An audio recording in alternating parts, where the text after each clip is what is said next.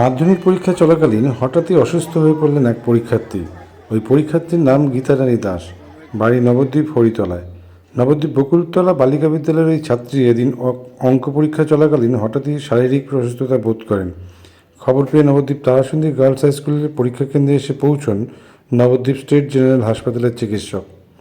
এরপর ওই ছাত্রীর চিকিৎসা করার পর কিছু সময়ের মধ্যে সে সুস্থ হয়ে ওঠে এবং পরীক্ষায় পুনরায় বসে। ছাত্রীটির চিকিৎসা করার পর সংবাদ মাধ্যমের প্রতিনিধিদের সামনে কি জানালেন ওই চিকিৎসক, শুনুন।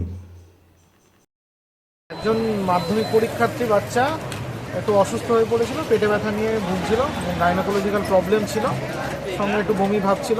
আমাদের যে নবদ্বীপে পৌরসভার যে আরবান হেলথ সেন্টারের যে আশাকর্মীরা আছে তারা প্রারম্ভিকটা ম্যানেজমেন্ট করে দিয়েছিল। তারপর প্রধান শিক্ষকের এখানে ফোন করেছিলাম, আমি একটু দেখলাম, সুপারভিশন করে গেলাম।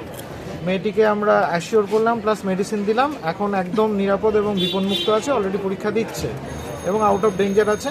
এবং সবচেয়ে প্রসঙ্গত উল্লেখ্য, মেয়েটা কিছুদিন আগে শরীর খারাপ নিয়ে হসপিটালে ভর্তি হয়েছিল, স্যালাইন দিতে হয়েছিল।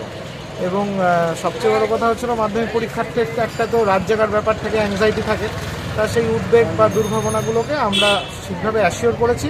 গার্জেনের সঙ্গেও কথা বলেছি, তারা ওয়েল স্যাটিসফাইড এবং সব দিকটা আমরা বজায় রেখে সুশৃঙ্খলভাবে যাতে সে পরীক্ষা দিতে পারে সেই ব্যবস্থা আমরা করে এসেছি। মেয়েটি এখন বিপন্মুক্ত এবং খুব ভালো অবস্থায় আছে, পরীক্ষা দিচ্ছে।